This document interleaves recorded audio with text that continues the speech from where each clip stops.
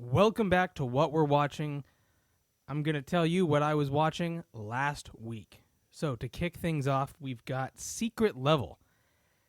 I have had this on my radar and on my list and been told to watch it for a long, long time. And interestingly, this is one show where I was told to watch it because of what it didn't have as well as what it did. For those of you that don't know, Secret Level is an anthology series. Each episode's roughly 15 minutes, and it's animated, and it's based on video games. Well, one of the episodes was supposed to be Halo and Doom. Now, I'm a huge fan of both, but I have to tip the scales in Halo's favor. That game hit the scene right at the perfect time for me, and it was really my first love for video games was playing Halo Combat Evolved. Now, Secret Level couldn't get the rights. I don't know what 343 or Microsoft or what's going on, but they wouldn't let them do it. Warhammer, the tactical miniatures board game, and also many video games, novels, etc., they decided that they would let them make an episode, and it was going to essentially be a continuation of their most recent game, Space Marine 2. And that game was released to high acclaim, and this episode is probably the best episode in the series. And it's phenomenal. I think anyone who's a fan of video games should check this series out. There's even ones that you wouldn't expect. There's a Mega Man episode.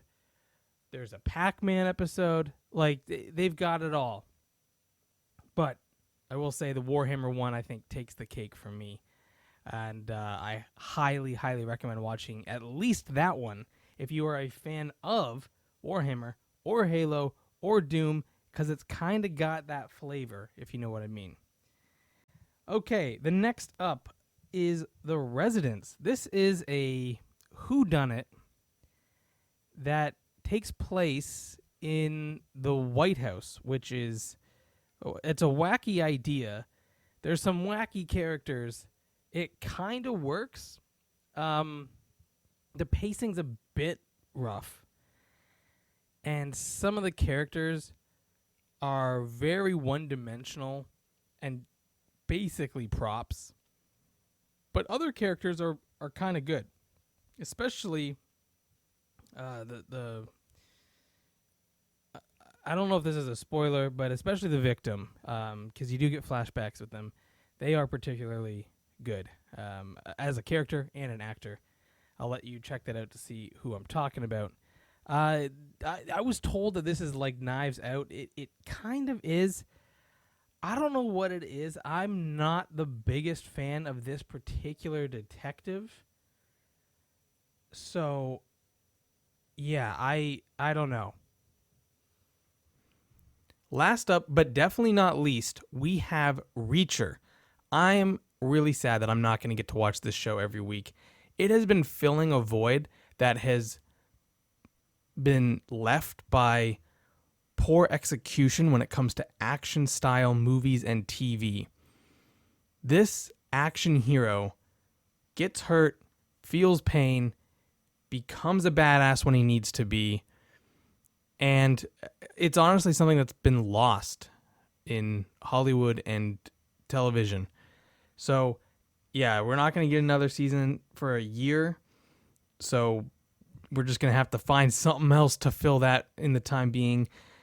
But yeah, this is one I highly recommend. As I've mentioned before, the only drawback I can find for some people, it's not for me, but for some people, is the fact that some scenes don't leave any room for true tension building. Like, they have some moments, don't get me wrong, but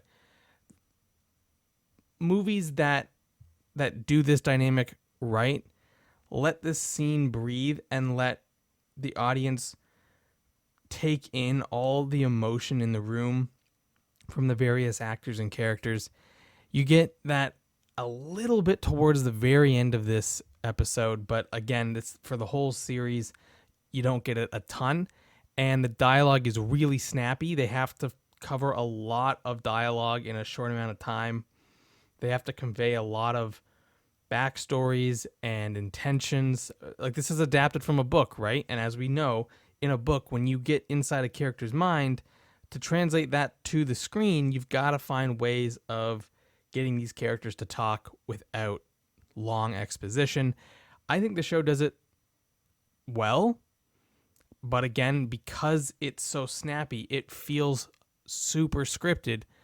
I know. Obviously, it is scripted, but what I'm saying is when a movie gets the dialogue and the tone of a scene just right, you can get lost in it. You know it's a movie, but you can get lost in these characters. And here, the dialogue is just a bit too crisp, as if the same person is writing both lines. That's what I'm trying to say. So I do recommend it. That is the one thing holding some people back that I know.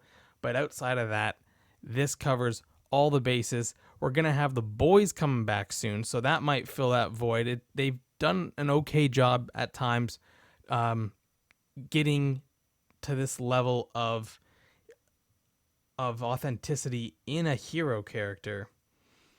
But The Boys obviously has a lot more of the anti-hero and villain arcs that are really gripping people's curiosity. So we will see. We'll check on that when it comes out. But for now, check out Reacher. The season finale just dropped. You can watch all of it on Amazon Prime. And that's what we're doing this week.